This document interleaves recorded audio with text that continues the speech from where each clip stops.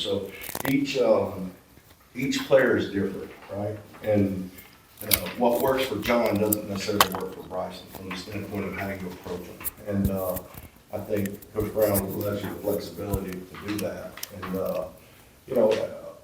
ultimately, I've always felt like the player in their room reflects the identity of the coach.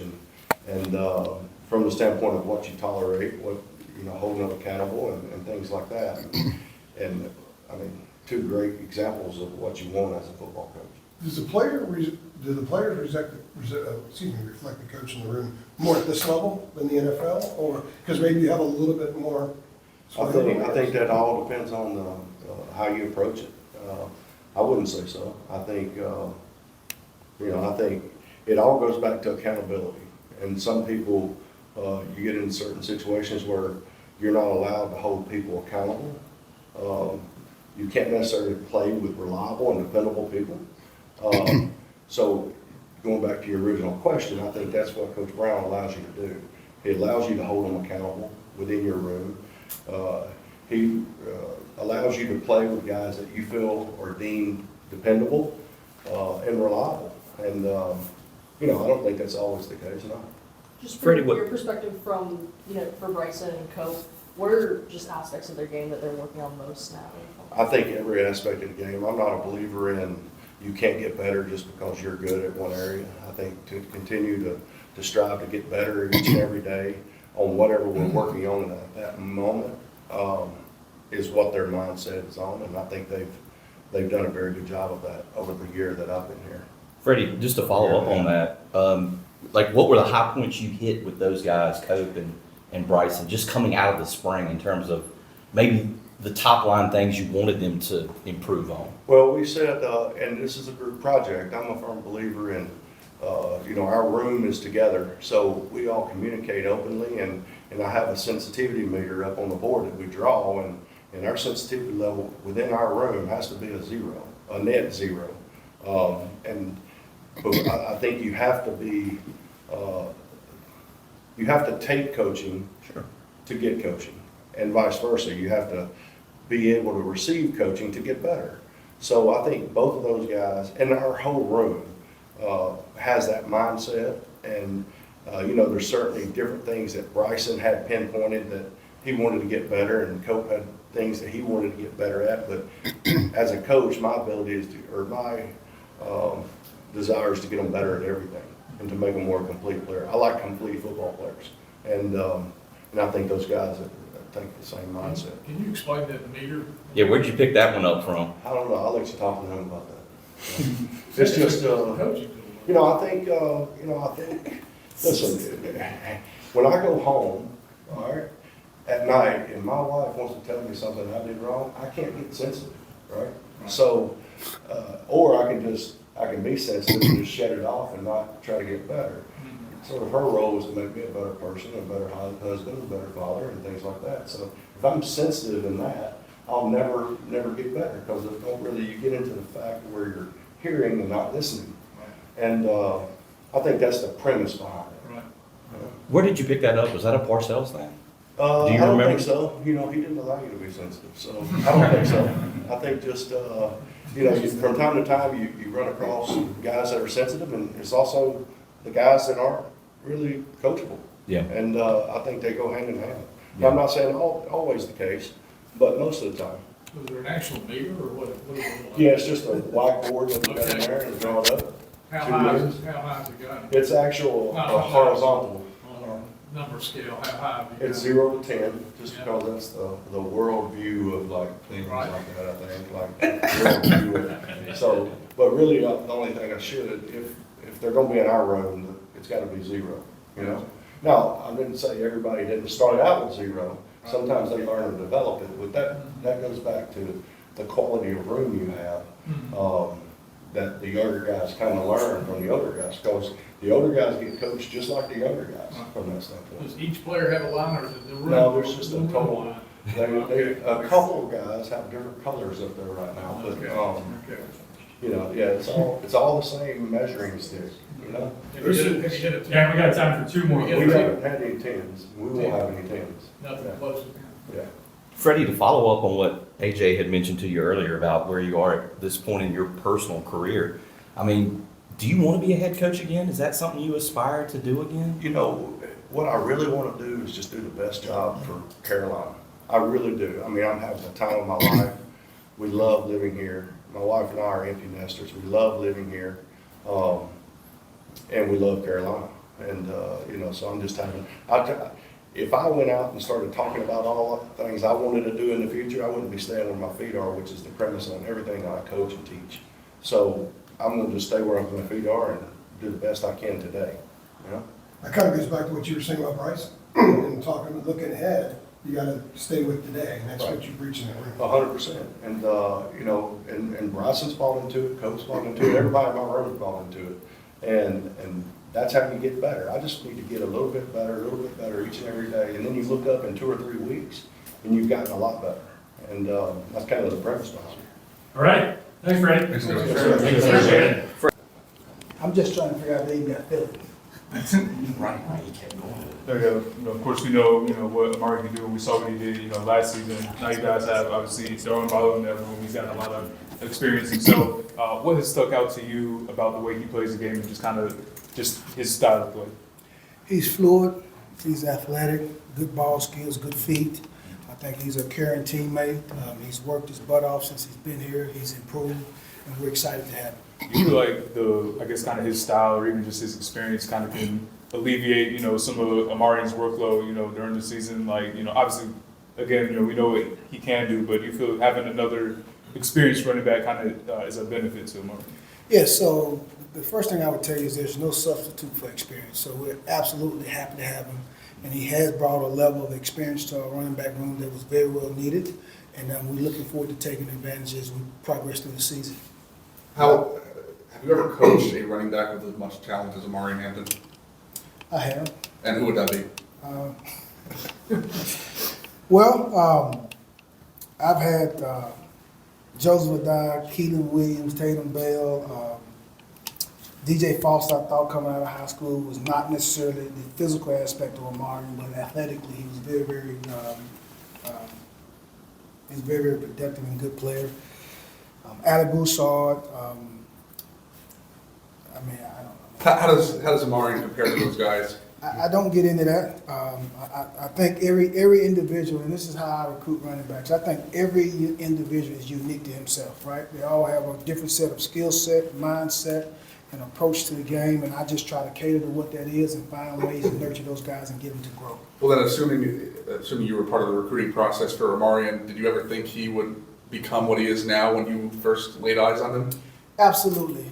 It came down to Amari and another young man, and I was talking to Coach Brown, and I just told him, I said, I think the difference between him and Amari is Amari is an NFL running back, the other kid is more of a system running back.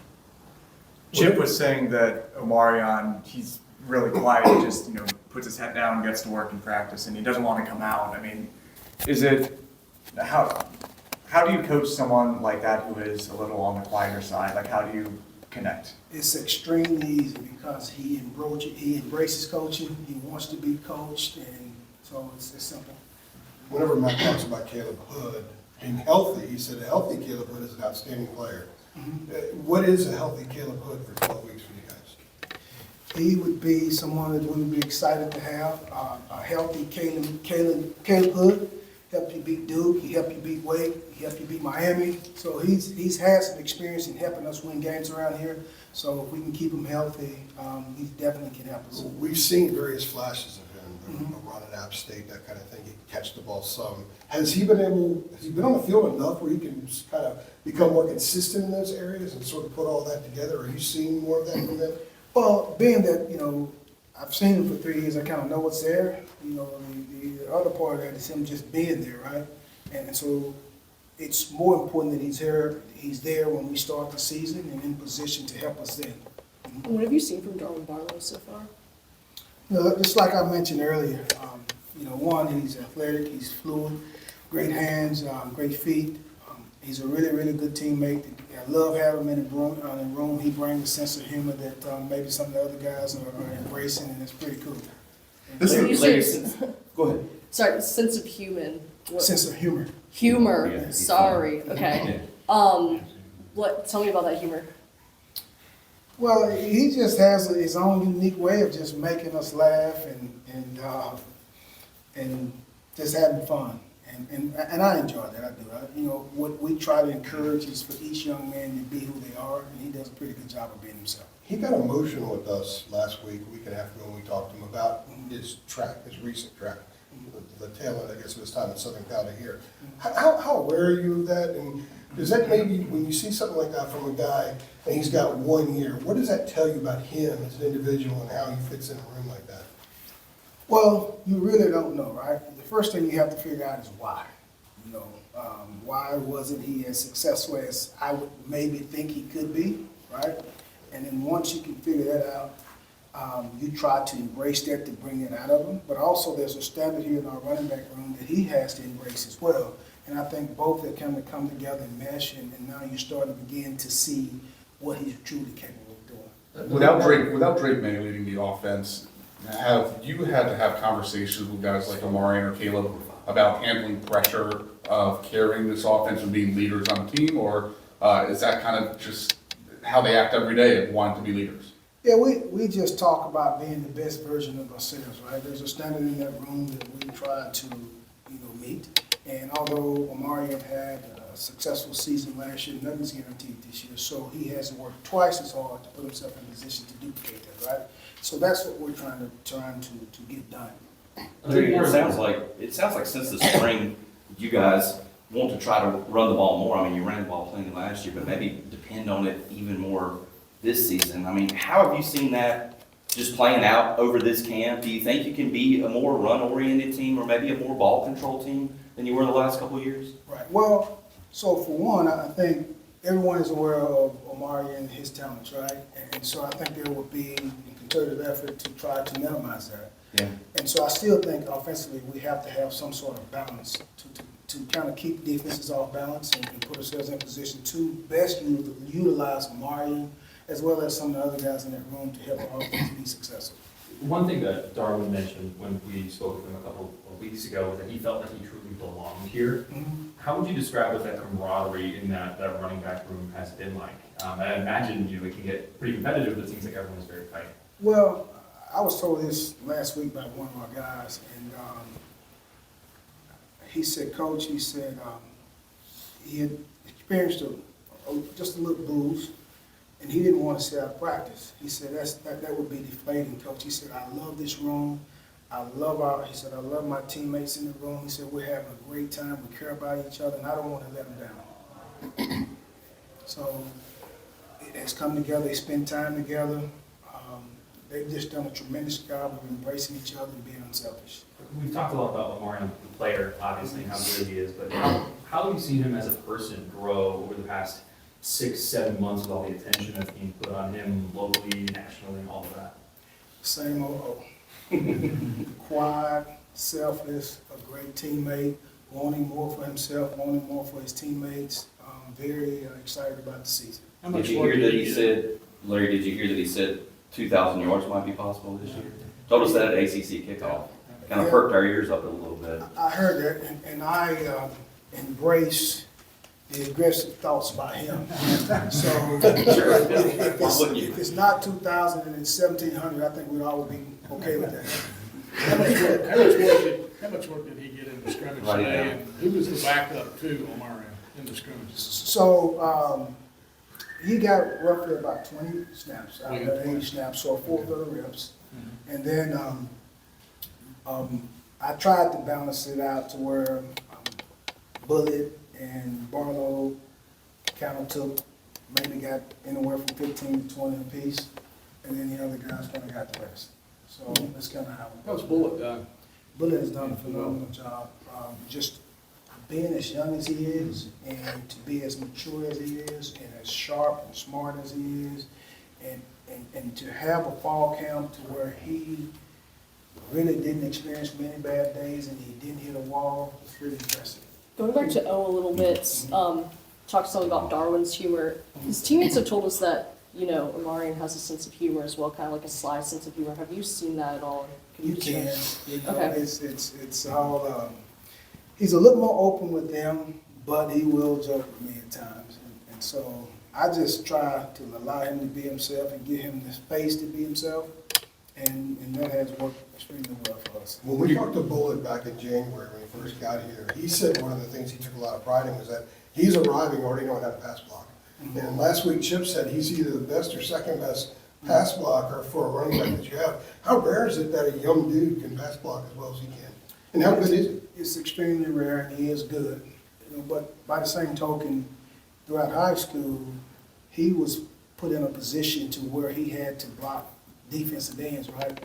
But not just defensive ends. You got guys that were going to Florida State, Miami, Florida, all these national programs, and he had to fit up on them every single week. So when he got here, that was not new to him. Yeah, Larry- and his team passed a lot too. Excuse So he said his high school team passed a lot, so he was constantly in position to have to pick up all kinds of stuff. So I would go watch him play, and I was like, man, I mean, it was play after play after play, and I'm like, wow, I was actually like, coach. But I'm grateful. It's paying off for the Tigers. A lot of the qualities you've been mentioning about these running backs remind me of British Brooks and his journey and the way he played with UNC.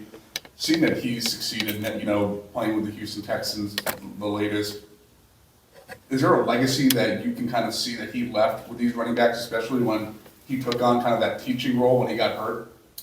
Yes, I think this room is deep with history. Not only just British, but even a lot of the guys that came before British are coming back, right? And they're giving wisdom to these guys and giving them the blueprint to how to be successful right here in Carolina. And I enjoy that. But British did, you know, he took the fatherly role in the room, and guys embraced him, and we thank him for that. Larry, understanding that Charleston French got here in the summer and is, I mean, I guess behind compared to guys that went through the fall and the spring, like, can he help you this year? Where is he at in his development? Like, what have you seen from him this camp and how he's progressing? Right, you get your see him today? I wish we would have got a chance to see him Okay, today. he had a pretty good day today, Okay. but he is coming along. He's a sharp young man. He has a unique skill set. He's great feet and vision. He's tough, and again, he's coming along in terms of learning the system.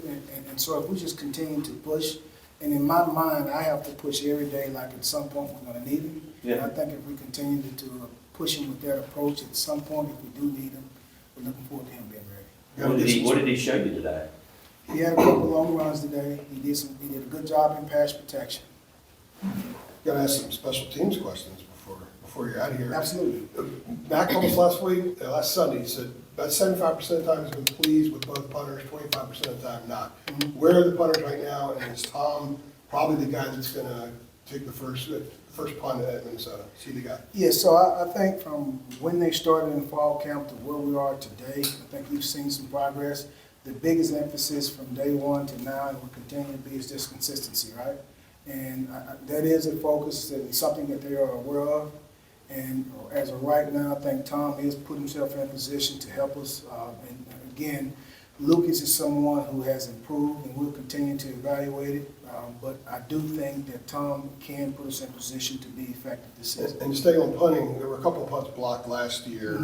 How much progress have you made with the protection? And was it protection, or was it some on the punter? How did the mistake? I think scheme-wise, didn't have much to do with it. If you look at it, it was individuals, and we have addressed those issues, and we will continue to do so throughout the season. At the risk of asking like a dumb/obvious question, pass blocking as a running back, just truly how difficult is it, and what are some of the traits that you find the best pass blocking running backs have? So, I think personally, pass blocking is a mindset. I don't buy into you can or you can't do it. If you're not pass blocking, you're choosing not to. You know, and it's my job fundamentally to help them in that aspect, but it's a mindset. You just gotta want to. And if you don't want to, then you're telling me you're choosing not to play. It's kind of simple. Larry, getting back to special teams, what are your thoughts on the new NFL kickoff rule? Have you seen it during preseason, and being that special teams mind, I guess, what are your thoughts of it? I've seen just enough of it to know nothing about it. Larry, on the punting, like, you know, you're talking about how far you've come. How far have you come? Because it seems like, just I'm saying from Tom, the operation, getting better at that, because it seems like you know, there's been a long way to go there coming out of last season. Right, and I think that's a fair statement, you know, and again, I think it's all about consistency, right? From hang time to ball placement, that's part of it, but the biggest piece is just everybody doing their jobs, you know, and I don't, it was enough happened last year to cause real concern, but Right. also it was enough happened to force us to position ourselves to address it, and I think we've done a good job. Coach did a phenomenal job this past spring. I mean, it was a big emphasis on it, and I felt coming out of spring that we were in pretty good shape, and now we just have to continue to build up on that. Mac mentioned one, he also mentioned using more starters on special teams, some of the starters.